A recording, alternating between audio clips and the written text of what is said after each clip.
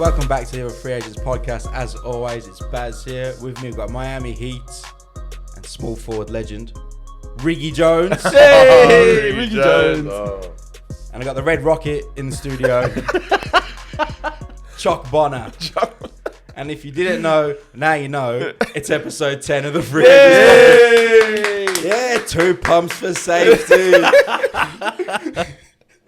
Okay, all right. In today's episode, it's the awards night. So we're going to discuss the All Rookie Team 1 and 2, All NBA Team 1st, 2nd, and 3rd, MVP. As we all know, Clippers got eliminated. We'll discuss how that unfolded, and then predictions moving forward. Then we have some nice questions at the end. Before all that, Choc, please take it away with the news. All right, so, the Clippers blew a 3-1 lead. Do I need to say anything else? I'm just going to leave that one there. Rumours that Marcus Smart and Jaylen Brown had to be separated in the locker room after Game 2. They had a bit of an altercation and a yelling match. I'm curious to see how that's going to play out for the rest of the Eastern Conference Finals, whether there's going to be a bad dynamic in the team.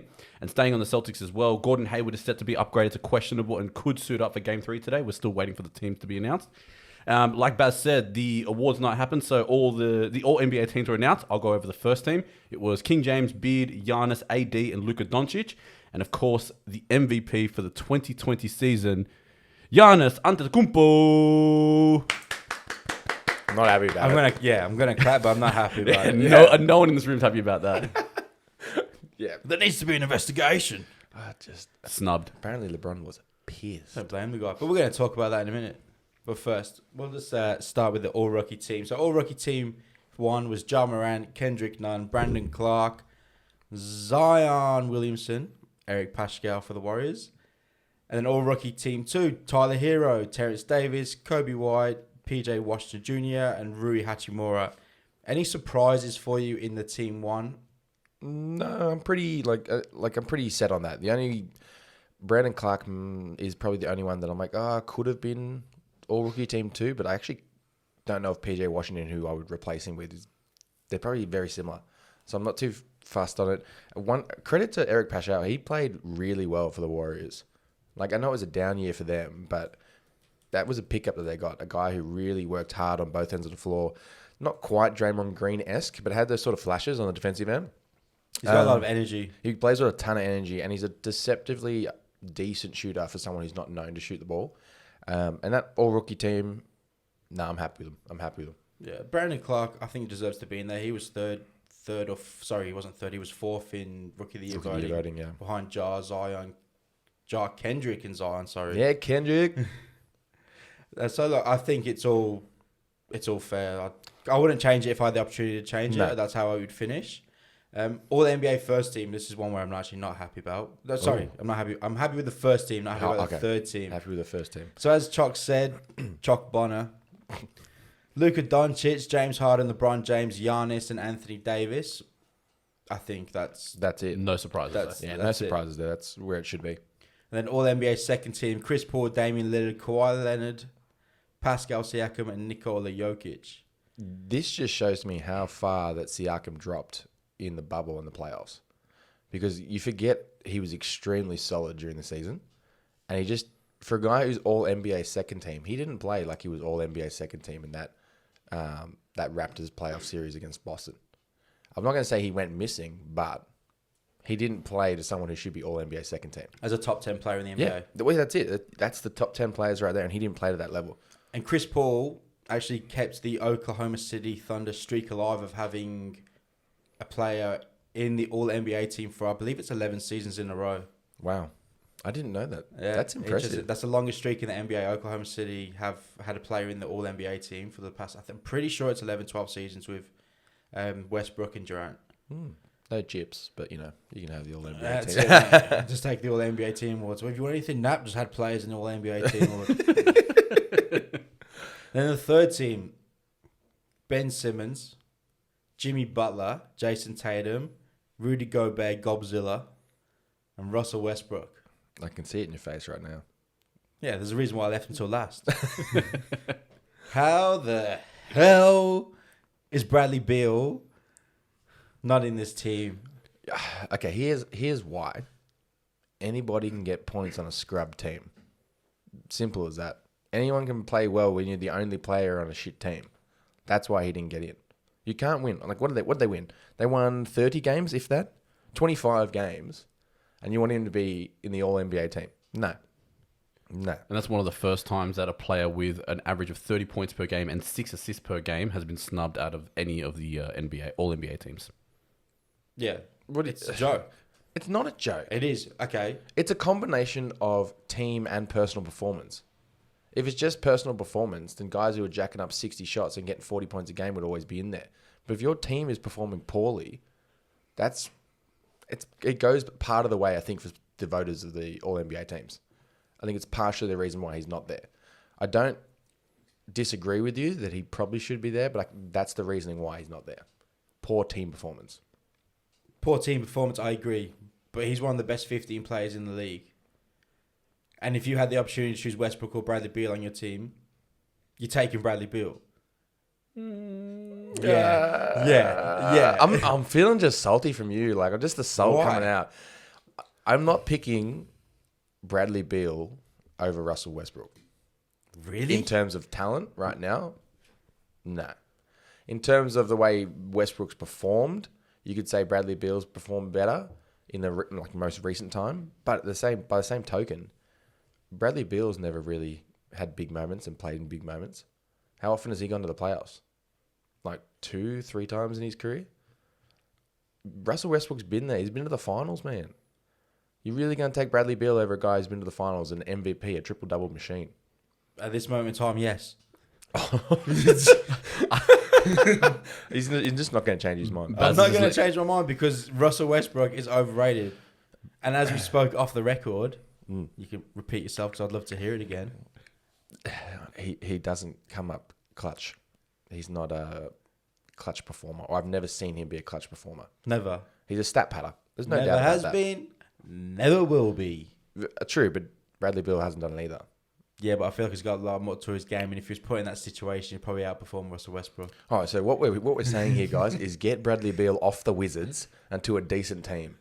Like, Just blow him up. blow it up. Honestly, though, he could be, and I don't think it could actually happen, but he could be incredible with Middleton, Giannis, or AD and LeBron. Like, he's better than a third option, but having him as the third guy on an established team of a duo already, incredible.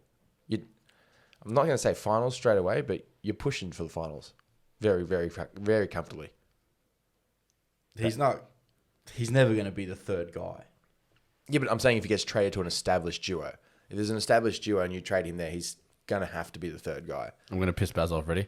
What if they trade him to the Rockets with the established duo of Harden and Westbrook? Mate, They can't. Like, how would the everyone wants the ball in hand. I get the ball. No, I get the ball. how would the Rockets even pull that off? Here's everybody. Yeah, I'll Do you trade reckon him. draft picks? Nah, because we gave them to Oklahoma. Well, yeah, like I don't know. In that team, that would make no sense at all because everyone needs the ball in hand to score. But I think, yeah, he could definitely work for another already established duo. He'd be really good. Just, food for thought. But again, I'm still taking Westbrook over Bradley. I reckon Bradley Beal has the capability to become a duo with someone else in the league. He had John Wall, and how'd that go? We all know how we feel about John Wall. John Wall's sitting at home nursing injuries. Reed, come on. That's true. Go Getting kick a back guy when he's to young. the crux of it, mate. LeBron James, 16 All NBA team selections now, the most in history. That's incredible. I know. That's like It's crazy. I know we talked about his playoff moments last week on a podcast, but the way you like start to notice things about LeBron are just as he's ticking off like records constantly. I feel like every single week the NBA is like LeBron's now past such and such, or he's now above this guy. He's number 6, number 7. I just feel like he's starting to get the history, like his legacy starting to build because he's just all the records are coming Yeah, his he's way. coming to his end of his career. He's now just starting to knock off like record Yeah. after record after record because he's now second in all time in 3-pointers made in the playoffs as well. Yeah, He overtook Ray Allen, and we all know Ray Allen can yeah, shoot. that guy can shoot the ball. That's crazy. I mean, obviously, he has been doing it at a high level for such a long time, but it's just things like this that really put it in perspective that you're like, that's more than Kobe, that's more than Kareem, that's more than like when we think of the top players in NBA all time. It blows me away. Yeah, because we've discussed it in the old previous 9 episodes, and we'll discuss it in episode 10. Generational talent, mate. Yeah, you never find another LeBron. And I think, as we said before, no one will appreciate his greatness until he's retired. Yeah, 100%. And that leads us to the MVP. Giannis wins the MVP award back-to-back, like he's on the cover of Lethal Weapon. 85 first-place votes. And LeBron James, second, with 16 first-place votes. I was upset about this, but I'm more upset about what I'm about to say. James Harden got 1 second-place vote, which means someone voted LeBron James third. And what that tells me is there's only 16 people that know what the hell's going on in the NBA. And that's... Yeah, I don't know how you vote James Harden Above LeBron James. And I don't know how you only give him 16 first-place votes. I think... That's not even close. Like, that's like... No, it's not. No, it's not close. Almost 70 votes. No, it's not close at all. And we thought it would be a lot closer. In fact, I'd pick LeBron to get the MVP. Once I saw Giannis got Defensive Player of the Year, I was pretty sure. I was like, oh, yeah, they're going to give it to LeBron now. Like, that's how the story was going. No. They're going to make Giannis one of 3 people, which I think is Hakeem, Jordan, and now Giannis, are the only 3 people to have a Defensive Player of the Year and an MVP in the same year. On top of him going back-to-back. It's just... I'm not going to say he doesn't deserve it because he played incredibly. But can we appreciate the greatness that is LeBron at 35 years of age doing this? Yeah, like we're not saying Giannis is a bad player. He's a good player. He's a great player. Probably one of the best 5. He's top 5 in the NBA, yeah. But he's not. But he ain't LeBron James. Well, he ain't LeBron James. And I feel like because LeBron's there so often in that conversation of top 3, top 4 players every year in the MVP voting, I feel like people are like... He's already won it. Let's not bother. Exactly. He's already won it. He doesn't really need it. He's here every year. Like, there's such a standard that's set for him that's unbelievable. I don't know why people expect him every year to be so great, but then not give him the accolades that he deserves. Again, trying not to take away from Giannis, because he had a stellar season and the Bucks had a stellar season. But I'm just like, I just thought he might have snuck it. LeBron should have snuck it. That was my thought. But quick side note. Luka Doncic, 4th in MVP voting and 3rd in most improved. That's very impressive at a young age. I think he's 20, 21. For a guy, second year in the NBA. For a guy his age to already be in the top 5 in NBA voting, future MVP right there. Yeah, for sure. And I know it doesn't go into account or consideration the playoffs, but surely it gets into your head that the Bucks have gone home in 5 games. Giannis missed the game, the clinching game 5, and then although injured, just didn't seem to do. I think he had a spurt at the start of game 4. I think he scored 19 points in 11 minutes before he injured his ankle. Yeah, and that was like what I expected coming into the series, not what I expected for a small burst. And looking at that, it's hard to go, oh, you're the MVP and Defensive Player of the Year. Well, if you put LeBron James on that team instead of Giannis, do they make it out? Yeah, I think so. I think especially in the East, like I think I didn't see anyone that was more talented than the Bucks in terms of depth outside of the Celtics, and they wouldn't have played the Celtics until the Eastern Conference Finals anyway. So if you put LeBron on that roster, I'm pretty sure they get there. The thing that Giannis is lacking right now that makes it hard for him is if you clog the paint, he's struggling to shoot. Yeah. LeBron is not a great shooter, but he's a better shooter than Giannis. And I think that he would have been able to get those shots, or you can't afford to leave him open like that, the same way that they did for the Bucks against Giannis in the Heat series, where they just basically clogged the paint and created a semi-wall that he couldn't run through, forcing him to shoot or find the open man. And that's something he needs to work on going forward. Yeah, in today's NBA, you have to shoot and shoot consistently well. Like, look at someone like Marcus Smart, who came into the league as a poor 3-point shooter, and now he's absolutely burning the Heat constantly with the way he's shooting the 3. Burnt the Raptors the way he was shooting the 3. He has such confidence that a guy who used to be able to just leave open in the corner, you're now like hugging and staying right on top of, so he can't get a touch. It makes a massive difference to the team as well, having someone on you. You can't be left open all the time and then someone else is double teamed or they're sagging off you. It's just not going to work out. Well, you saw that you saw the same thing that people they do it to the Rockets. They were doubling Harden, and all they do is get punished because his side, like his characters in that team can just knock down threes. Eric Gordon, Ben McLemore. So he's getting doubled and just bang, hit a guy, bang, three. And that's how they caught up in some of their big deficits, down 16-19. There's only a few 3-pointers for that team to get back. So you can't afford to have someone on your roster, especially a star player, who can't shoot the ball. Baz is just shaking his head. Yeah, because it's just like back-to-back MVP and you can't make a 3-pointer. And he's also struggling from the free throw line.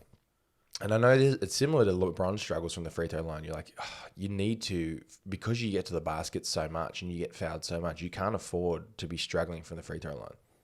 So, I mean, there are things to work on. Again, like we forget that he's 25 off the top of my head. 25, yes. Yeah, he's 25. So he's really young and, he's 7th year or 6th year in the NBA, I think, because he was drafted quite young. Drafted in 2013, so 7th year. Yeah, so you look at that. He's going to keep developing. He's going to get better. The next development just has to be his shot. Simple as that. If he can ever If make he a can, shot, like if he can develop it, yeah. But it's definitely something he's working on. He's actually feeling a lot more confident shooting from three. He's just got to see the ball go into the basket. So that's something for Giannis to work on. But again, not upset that Giannis won. More upset that LeBron doesn't get what I think is a deserved MVP. But he ain't chasing the MVPs anymore. He's chasing rings. that's it. And Giannis is sitting at home. Giannis is playing 2K. That's That's it. sitting at home watching. I thought, how did James Harden get a vote over LeBron James? Seriously, it's probably the same person that voted Zion Williamson to win Rookie of the Year. That one person. Okay. Do we establish we think it's Doris Burke? Well, side note, apparently there's rumors that Ja Morant actually tweeted to that person today.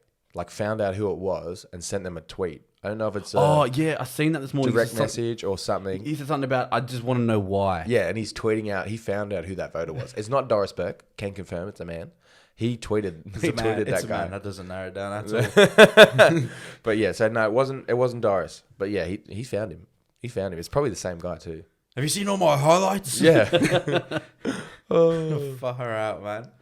All right. So, as Choc mentioned, the Clippers are gone. See ya. Pandemic P. Fail.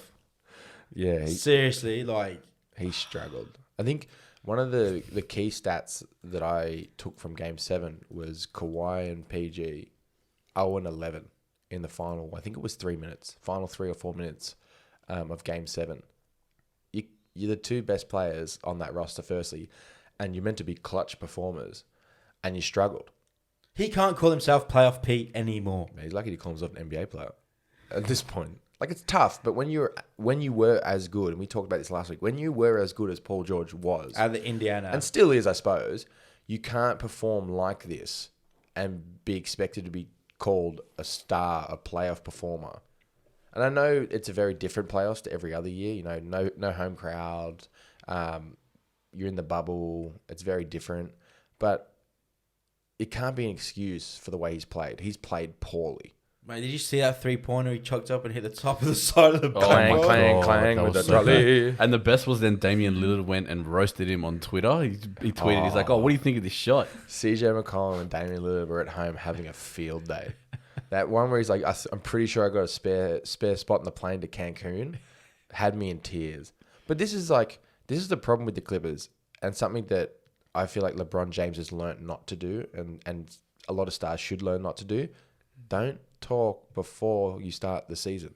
Yeah, Marcus Morris, you know all about that. Yeah. Telling Paul Millsap, you're going home. Yeah, and you can't afford to do that at all, firstly. But secondly, you can't afford to do that against a team like the Nuggets, who are extremely solid offensively, and they've found a way to be solid defensively now. Anyway, I'm happy about it. I'm happy to see Pat Bev leave the bubble. I'm happy to see this superstar team, the Clips, go home. I'm not happy to see Steve Ballmer upset, because I like Steve Ballmer.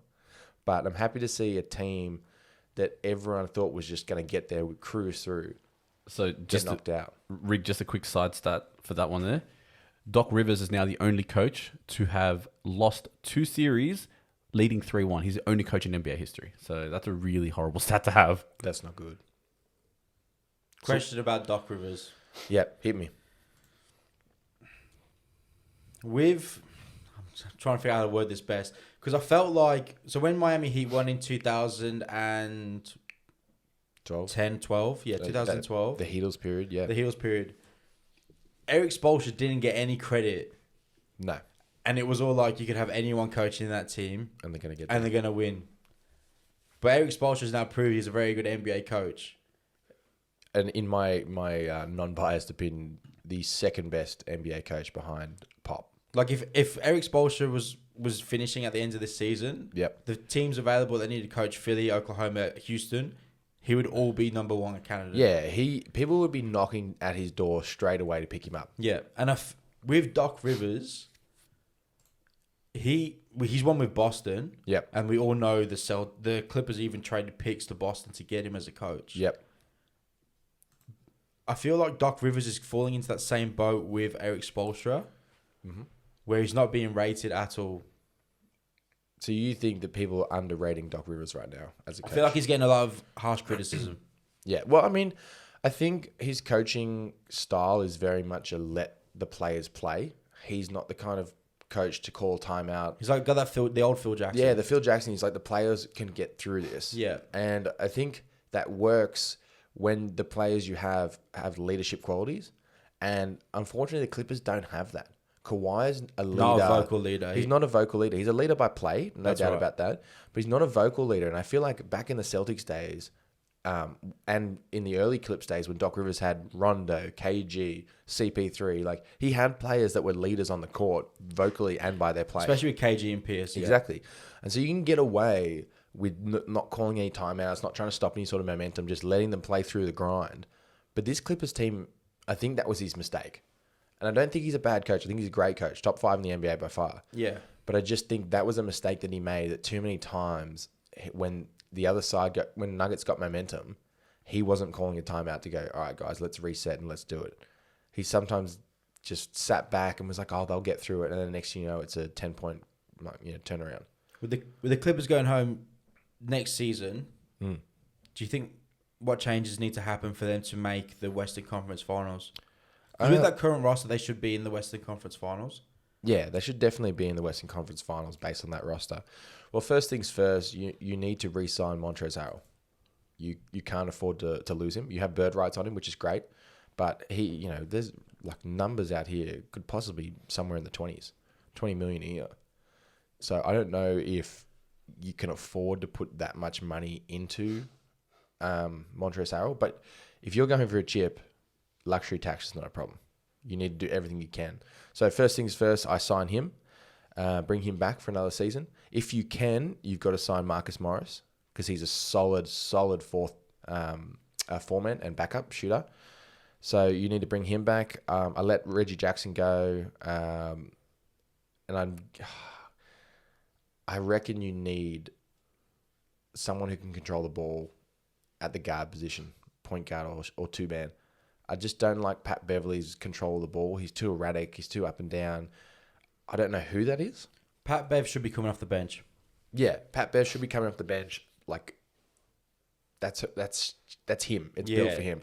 Your bench he's an energy guy. Like, he's an energy guy off the bench. He could. You got Lou Williams. You could bring off the bench with Pat Bev, and then you bring off Montrezl Harrell. Those three guys coming off the bench would be incredible. We talked about this off the podcast. Someone mentioned the possibility of Drew Holiday coming to the Clips. I like it, but I don't think they can afford it.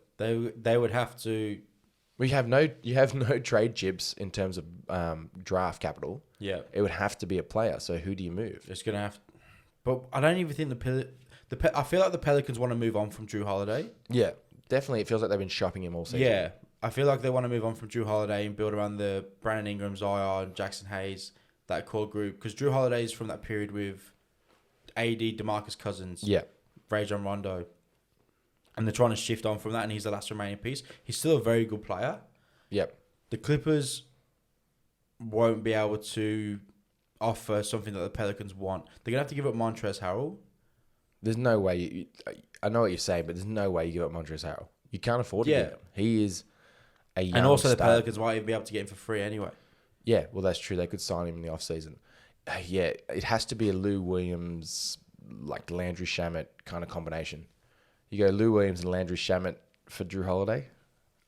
I don't know if that'll work. Like, I mean, I know financially it'd be fine, but I'm saying I don't know if the Pelicans accept that. The Pelicans, it will come down to his contract. I need to find out when his contract ends. I'll have a look. I'm not too sure on that. If it's expiring, it's more enticing for the Pelicans to take that on. Yeah, because then you can let him go. And then they get a young player in Landry Shamet. yeah, And they'll solid probably have to shooter. get someone else like Jerome Robinson.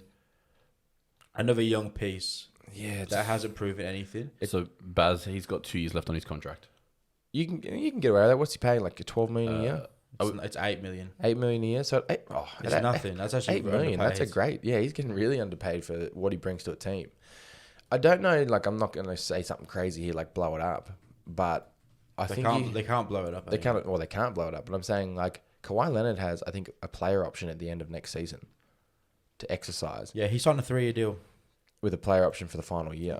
Yeah, positive. It's that. Yeah. So the problem is, you want to make some sort of move because if you get an early exit, and when I say early exit, if you don't make it to the Western Conference Finals next season, he's going to leave, and then you're stuck with pandemic P, a bunch of dead cap, a lot of aging players, and no draft capital. And Kawhi Leonard's obviously thought about this, which is the reason why he signed a 3-year deal. Yeah. With the player option at the end. It's that LeBron James type contract where you're always in control because you look at your roster and you go, how long has that roster got to compete before you move on?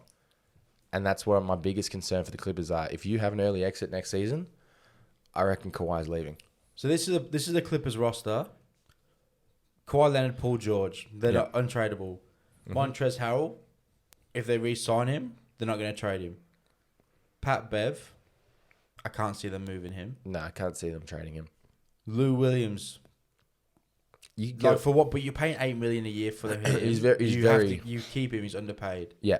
And then it's Marcus Morris, Joakim Noah, Ivaka Zubac, who they'll keep. Landry Shamet, if they make a trade, he will be on the trading block because that's the player the team's going to want. Yep. Reggie Jackson's going to go. Jamarcus Green potentially. Terrence Mann, Yeah, so who they picked still a up. rookie, so Still a rookie. he'll probably stay. Emir Coffey hasn't played much. No. Patrick Patterson done. Mafonu Kabengele hasn't played much. Rodney Magruder and Jonathan Motley. Yes. So there's not much going on there that you're going to have to give up. If you're going to give up someone, it's going to have to be Landry Shamet, Jamarcus Green. And Rodney Magruder are the only real 3 players that you can afford to give up outside And of someone's going to Williams. push you for Zubac. Yeah. And I feel like the Lakers gave up Zubac way too easily. Zubac is a solid rim runner. He's very young. He's only 23. He can get up and down the floor. He's defensively pretty solid. He could use a bit more in his offensive game rather than running just to the rim. But, yeah, you're right. I'm looking at that roster, and there's not a lot you can do. No. So, I don't know. Could you maybe... There's nothing there to get someone like Bradley Beal, but you need a defensive stopper at the 2 and a ball handler. Drew Holiday's the perfect fit. It's just how do you get him? Can you get away with giving, say, Landry Shamet, Rodney Magruder, Jamarcus Green, maybe Lou Williams, one of that combination of those 4 players for Drew Holiday? Is that enough? I know we've been talking about how the Pelicans are trying to get rid of Drew Holiday, but none of those players except for Landry Shamet are worth taking back on. Landry Shamet's only 23. Yeah, that's So- right. And he's on his rookie deal, so... And the cap space, if they want to sign a point guard, they could maybe try and convince Goran Dragic to come for Yeah, okay. less money. And I don't think they're going He to... doesn't sit the style of play the way they play, No. but yeah. But he's an upgrade in the position. Then Fred VanVleet's the highest. And they won't be able to afford. They won't be able to There's afford rumors him. of him getting 20+ million from offers from the Knicks already. So, look, I'm looking at it. You just have to give it another year and hope. You sign Montrezl Harrell, give it another year and try and find some other, backup roster spots. You've got to bring Marcus Morris back, and you have one more go at it, and you hope that Kawhi and Paul George just play well enough to drag them through. Because Drew Holiday, he's 30 years of age. His contract expires at 2022, and he's on like 23 million a year. Oh, so then you got to look at the financials. It has to be. 25 million a year. Yeah, I just don't see it. But they've got to push for someone like that, someone who can handle the ball and still be defensively solid. Pat Bev just doesn't, in my opinion, have the playmaking ability or he doesn't see the vision of the court well enough to get away with being their starting point guard. He has to come off the bench as energy guy. Could all go pear-shaped for the Clippers. Blow it very up. soon. Blow it up. It's because time moves fast. Like, seriously, we could be having a conversation in a year's time and Kawhi Leonard's telling them he's not going to re-sign. Well, that's it. Yeah, we could be here in a year and Kawhi's signed with the Lakers. Like, honestly. Because, like, when he didn't sign, when everything came out that he was, like, playing the Lakers and he'd set it up so that they couldn't get a third star and that their best players would be Danny Green off the bench. Like, it's funny looking at that now and realizing the downfall the Clippers had was because their stars that they got didn't perform. The reason why the Lakers are doing so well is because their stars are performing. It just comes down to that's the plain of it. Everyone's like, oh, LeBron's too old, he can't do it. AD's not a big time player. And here we are, the two guys who we thought were big time playoff players in playoff P and Kawhi didn't show up in the playoffs. AD's always had the capability. He's always had it in him to He's just not had the team. perform. He's just not had the team and the mentality and the willingness. Sometimes you can just tell when he was at the Pelicans. Just didn't want He to be just there. didn't want to be there. Yeah. Because the team was garbage. So the Nuggets moved on. Yeah. Very Two happy. 16-point comebacks, I believe, in back-to-back games. Yeah, first team in NBA history to come back from 3-1 twice, back-to-back series. Yeah, and they had some serious deficits. In Game 6, they were down 16 points with 9 or something minutes to go, and they came back. Credit to the Nuggets. I didn't see it coming. Hats off to them. Because at the start of the season, not start of the season, but start of the bubble, Jamal Murray was like, yeah, we're going to go all the way. And I was like, shut up, Jamal. Yeah. To be honest, I honestly didn't look at that roster with all the... We talked about the injuries that they had. I was like, oh, with all the injuries at their guard spots, I just don't think they have enough to get by. They couldn't even run a scrimmage. Yeah, they couldn't run a They scrimmage. couldn't run a scrimmage. Yeah, like Bol was playing most of their pre-bubble playoff games, and Bol hasn't featured at all in the last series or two. So it's impressive. It's very impressive, and well done to the Nuggets in Western Conference Finals. This is the Lakers versus the Nuggets. Is actually a rematch from 2008, where it's Kobe versus Melo? Melo. Yeah. Oh, it's very different sides now. Very different sides. We've moved on. 12 years later, it's all changed. How do you feel the Lakers and Nuggets game will take place or unfold? Well, we kind of saw them just not get blown out, but they looked a bit like they're on tired legs against the Lakers in the first game.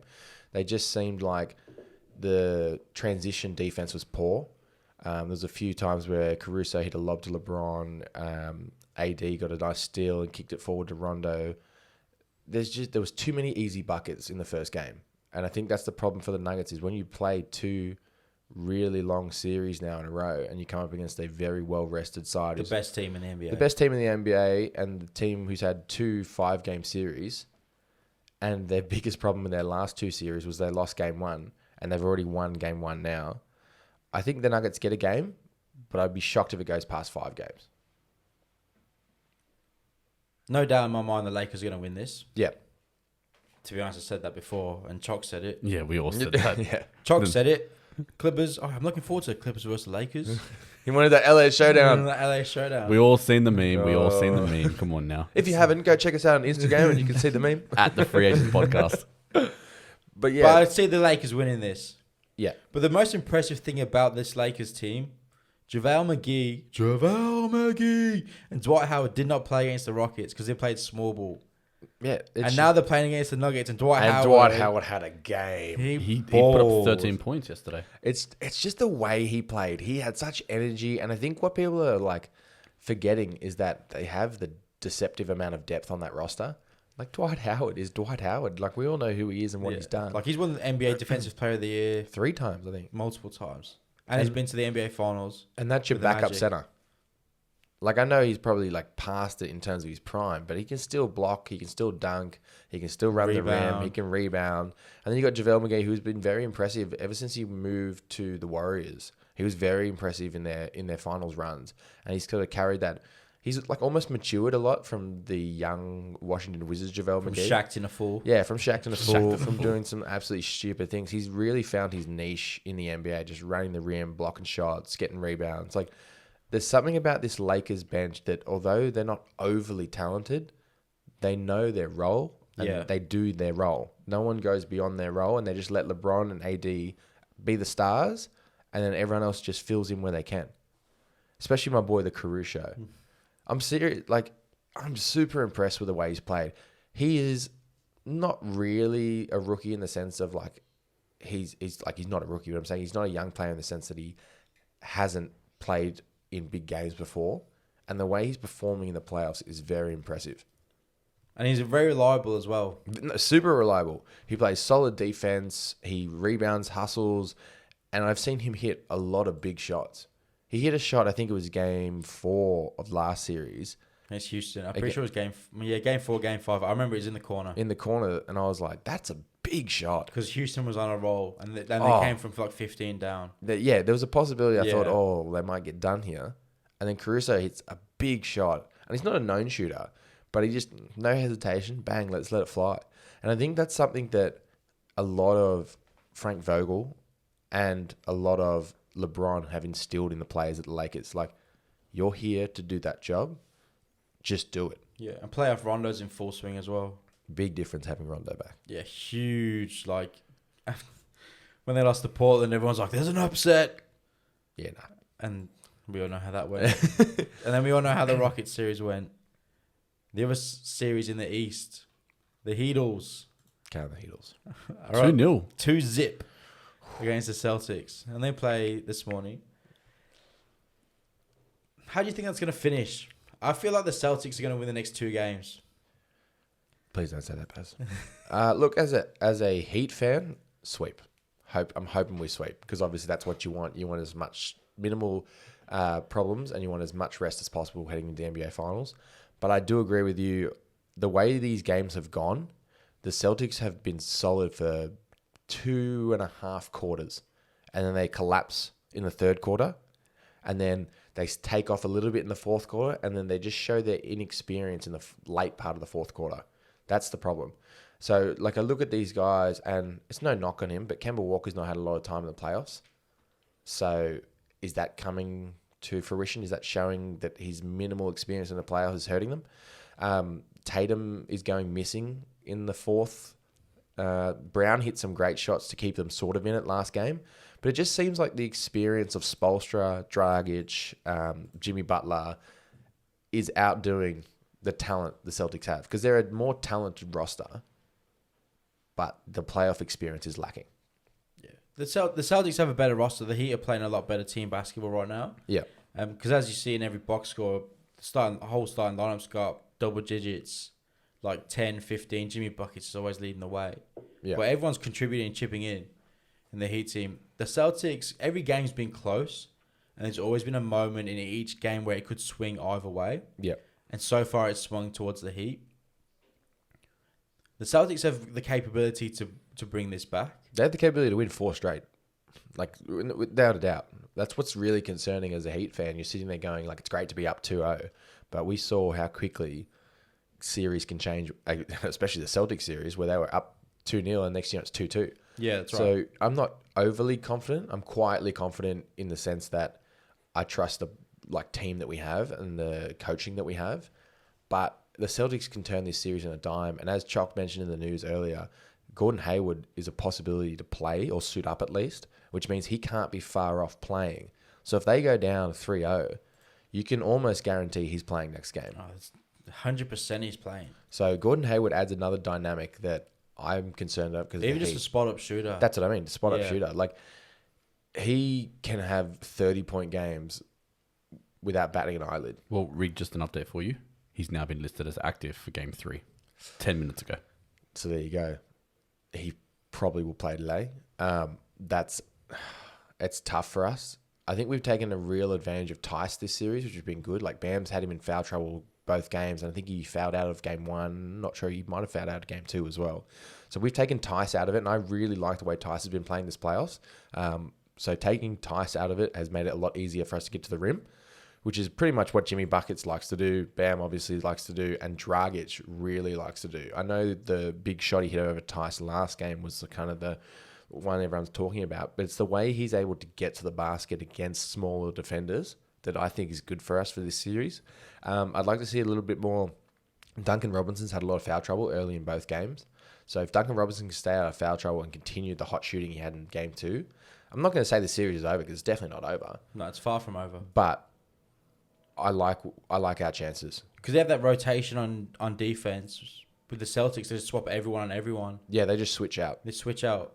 Yeah, and Miami's running that. We've talked about it previously. They're running that kind of half-man zone where they'll sit. It's a 3-2 zone technically, but they'll sit basically the three guys up high, each in a zone that has a man, and when the man leaves that zone, they then slide across and back into the paint. So they're kind of following the ball around, and I feel like it's hard for the Celtics to do what they normally do, which is drive to the basket, kick, find the open man, because of the way that the Heat are scrambling in their zone defense. Yeah, the Heat defense has been very impressive. It's been Like, great. it's been great. It's been good to watch as well. So with the Heat actually going up 2-0, Eric Spoelstra, almost butchered the name. Eric Spoelstra moves into 8th all-time wins in the NBA playoffs with 81 wins. Which is impressive. Because He's still young. He could coach for another 15 years. Yeah, definitely, for sure. I think like one of the things to obviously note, and this is not taking anything away from Spoelstra, we know now he's an established coach. As I said, I think he's the second best coach in the league in terms of his mental capacity and the way he coaches. But it doesn't hurt to start your NBA career with, 4 runs to the finals and LeBron James helping you along the way. But I think big credit to Spoelstra is working under Pat Riley. People forget how good of a coach Pat Riley was. Yeah, the Heat are a very good organisation. Really well run from Mickey Arison at the top down to Pat Riley and then down to Spoelstra.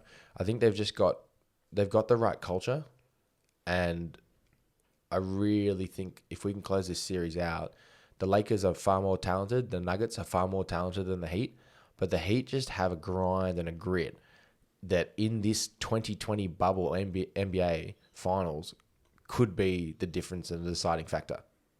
Yeah. I'm really happy to be a Heat fan right now. I don't blame you. I'll be happy if my team was in the Eastern Conference Finals. Yeah, if Dort could hit a shot, you guys would be talking. No, we wouldn't, because they would have gone home to the Lakers. Yeah, that's true. But anyway, it doesn't matter. On to the next season. As always, we've asked questions on the old Instagram. On the old Insta. Thanks, IG. Baz. Thank you, Baz. Choc, do you want to take it away, please? Yeah, bruv. Right, so the first question that we asked, we put a poll out again, and I'm going to plug the old Insta at the Free Agents Podcast. First question we put out was, are the Lakers going to win the Western Conference Final? 17% of our, audience, 17% of our audience said no. 83% said yes. Boys? Bit obvious. Yes. That's a bit obvious. We all know that's going to I happen. don't know who. 70% no. It's probably that same Just person the that... Nuggets fan. Yeah, that's the Nuggets that's all our Nuggets fans out there. That's the same person that's voted for Zion, the same person that voted LeBron that's second. it. So. That's it. It's Doris Burke. Hey, John Moran, let me know who it is. I wanted to hit them up. All right. I don't see how, There's not much to talk about. Like- Fuck, we're going to look stupid, though, if the Nuggets win. Yeah, we don't want to do it It's again. gonna get clipped. I'm telling you right now, this is gonna get clipped, and we're all gonna look like idiots. Nah, the Lakers are going to win it. I'm confident. They have the pieces. I don't want to get embarrassed. It's after what the Nuggets have done in the last 2 series, you don't want to, say that. You can't rule them out. This is No, the thing. you can't count them out. You can't count them out. But based on talent and the way they've been performing, the Lakers should win comfortably. 5-6 games. Next question. All right, next one, and we just spoke about this before, boys. Will the Celtics advance to the NBA Finals? 38% said yes, 62% said no. I feel like this should have been a lot closer. My Baz is really against the Heatles today.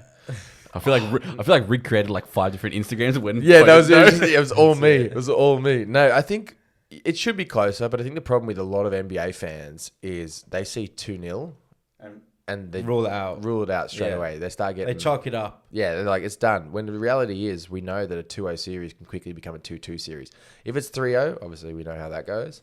But at this point, with it only being 2-0 and the way that 2020 is gone, anything can happen. And I think it definitely should be closer than 38% for yes, 62% no. Because the 2 games that the Heat have won were Celtics home court. Yeah.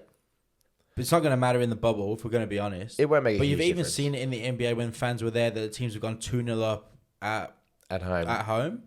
At the other home team. Yeah. And then it's gone back, and then they've won 2 away, and then they've won again at home to make it 3-2, and then they've lost away, so it's 3-3, and it's game 7 at the home team, the team with the best record. Yeah, and what we've seen, I think, sort of in the bubble, because as you said, there's no home court advantage really, is I feel like the refs have played a lot more of a part in some of these series than, would have happened previously, because a lot of these calls that are like, bang, bang, 50-50 block charge call at, say, the TD Garden is going to be a Boston call.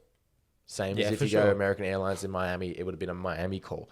So now that there's not that sort of like bias or backing, a lot of these 50-50 calls are up in the, literally, as I said, 50-50, they're up in the air, which is really like changing the way a series is naturally plays out.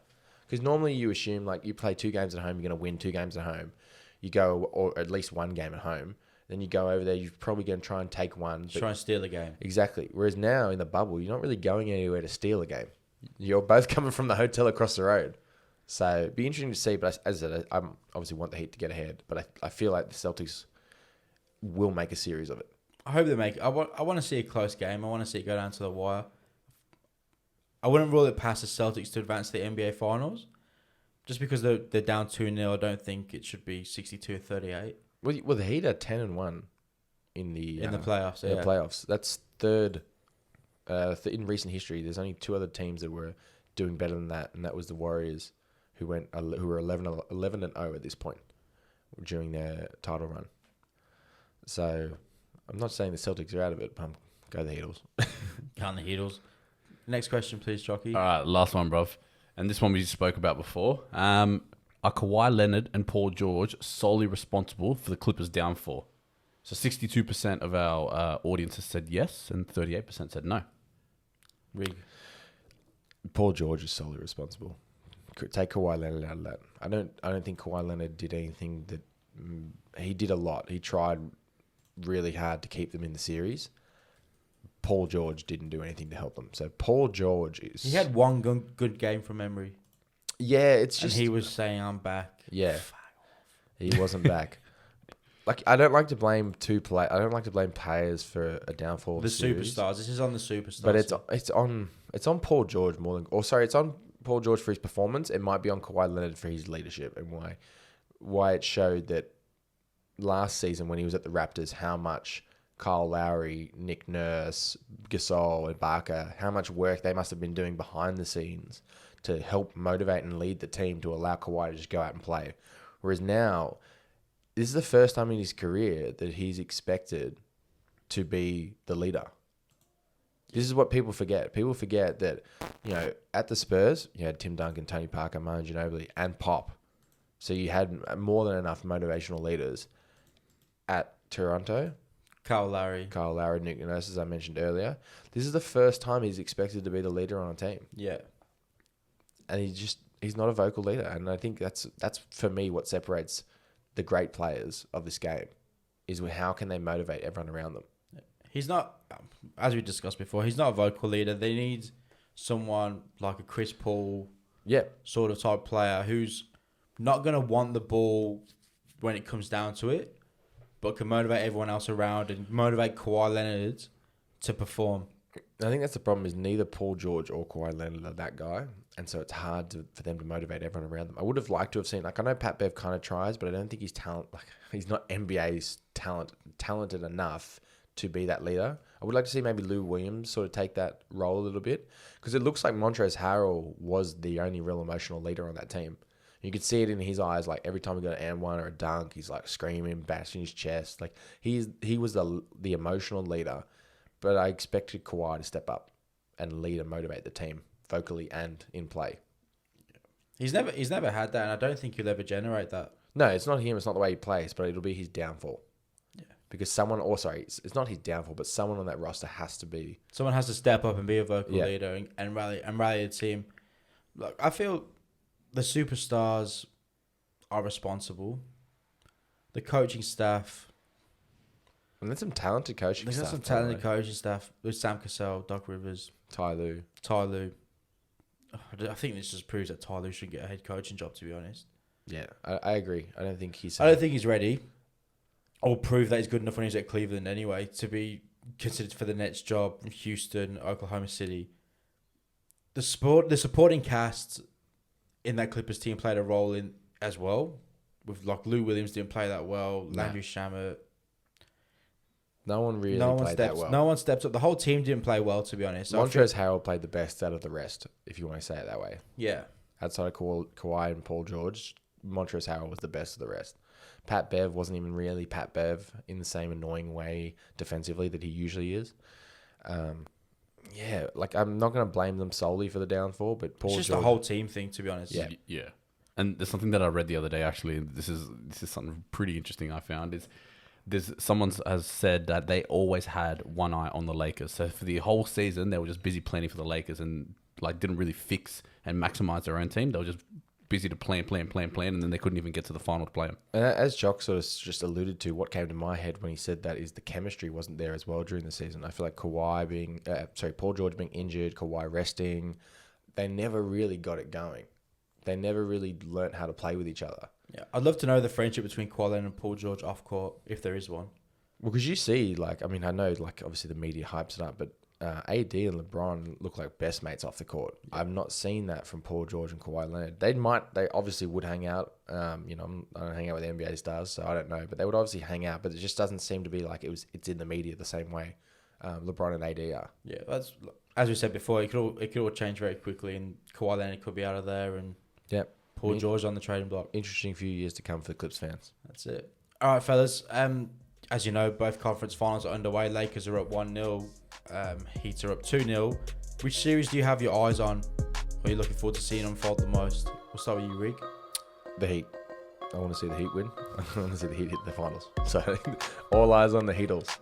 That's it. Chucky. I'm the same. You know what? I love the Lakers, and I want to see the Lakers go through. But I'm really watching that Heat Celtic. That's the one. That one's gonna. I reckon that's gonna go to 7 games. That's gonna be a real. It'll be a one. spicy series. Yeah, 100%. Like we're talking down the Nuggets, but I don't think that'll be a spicy series. No love for the Lake Show. Well, hang on. It's no love for the Nuggets. Right, if it was the Lakers and Clippers, we'd be talking about that. That's it. If it was the Battle of LA, you'd watch. But yeah. Kawhi Leonard, if he wins this and then he beats LeBron, he's going to be the best. That's it, exactly. But next episode, gone home. All right, thanks everyone tuning in. That's all for today's episode. Next week, we'll be back with the tail end of the Western and Eastern Conference Finals. So tune in. It's all heating up.